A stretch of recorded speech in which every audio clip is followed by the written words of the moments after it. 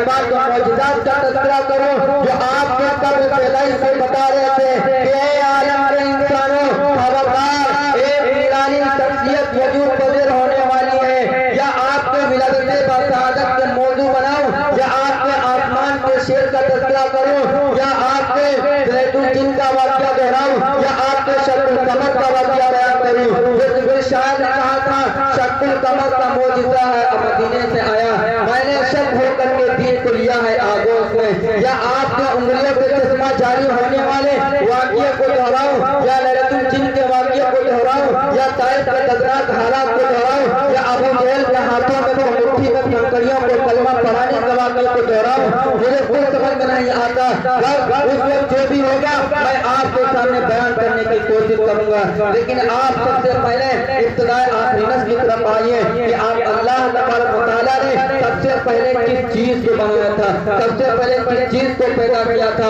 اللہ کے نبی علیہ السلام فرماتے ہیں کہ اللہ رب العزت نے سب سے پہلے ہر چیز کو پیدا کرنے سے پہلے میرے نور کو پیدا کروایا تھا۔ اسی کو اس شاعر نے کہتے ہوئے کہا ہے سب سے پہلے مشیت کے انوار سے نفس روح محمد بنایا گیا، پھر اسی نفس سے مانگ کر روشنی بزم کون و مکہ کو سجایا گیا۔ آپ علیہ السلام کا مقام و مرتبہ پہچانو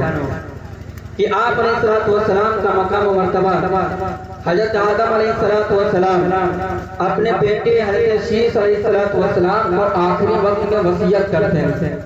اور کہتے ہیں کہ اے بیٹے کیا تمہیں معلوم ہے جو تیری پیشانی پر اتنی چمک ہے کس چیز کی چمک ہے؟ تو حضرت شیش علیہ السلام نے یا علمی کا اظہار کیا۔ آدم علیہ السلام نے فرمایا کہ اے بیٹے یہ ایک نور ہے اور یہ نور کوئی ایسا ویسا نور نہیں ہے بلکہ اس ذات اطہر کا نور ہے جس کے لیے زمین و آسمان بنائے گئے، جس کے لیے جنت سجائی گئی، جس کے لیے کائنات سجائی گئی، جس کے لیے آدم کا وجود بخشا گیا، جس کے لیے تمہارا وجود بخشا گیا، جس کے لیے سوائے انبیاء کا وجود بخشا جائے گا۔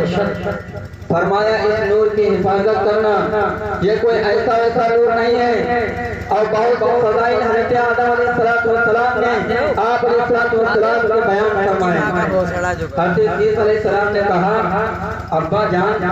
جب بیٹے کا رتبہ باپ سے زیادہ بڑھ کے ہوگا؟ فرمایا ہاں اللہ نے ان کو نوازا ہے اور ان کی برکت سے ان کی امت کو وہ چیز باتیں عطا فرمائی ہے جو مجھ کو عطا فرمائی ہے۔ اول تو یہ مجھے ادنا سے قصور پر مجھے جنت سے باہر نکالا گیا، لیکن ایسی ان کی امت گناہ لاکھوں لاکھ گناہ کرے گی پھر بھی جنت میں جائے گی، بلکہ قرآن کہتا ہے ان اللہ اشتری من المؤمنین انفسهم واموالهم بان لهم الجنہ، بے شک اللہ تعالیٰ نے جنت کو ان کے ہاتھوں جان مال کے بدلے فروخت کر دیا ہے۔ جنت ان کی مملوک ہے اور جنت کے وہ مالک بن گئے۔ دوسرے یہ کہ ایسی میں جنت میں رہا لیکن جنت میرے لیے آریاں تھی، لیکن یہ امت محمدیہ جنت کے باہر رہ کر کے بھی جنت کی مالک بن گئی۔ تیسرے یہ کہ ایسی مجھے چھوٹے سے قصور پر زمین و آسمان پر نافرمان ٹھہرایا گیا۔ قرآن کہتا وَعَصَىٰ آدَمَ رَبَّهُ فَغَوَىٰ کہ حضرت آدم علیہ السلام نے نافرمانی کی اپنے رب کی رائے راست کو چھوڑ دیا، اور امت محمدیہ کی امت لاکھوں لاکھ گناہ کرے گی پھر بھی اس کی دنیا و آخرت میں پردہ پوشی کی جائے گی۔ یہ ہے آپ علیہ السلام کا مرتبہ۔ حضرت آدم علیہ السلام نے بہت سی فضائل آپ علیہ السلام کی بیان کی۔ دوسرے مرتبہ حضرت آدم علیہ السلام جب دنیا میں تشریف لائے تو کہا کہ اے اللہ مجھے محمد صلی اللہ علیہ وسلم کے صدقے طفیل میں معاف کر دیجئے۔ اللہ نے کہا کہ اے آدم تجھے محمد کو کیسے جانا؟ تو کہا کہ اے اللہ جب آپ نے میرے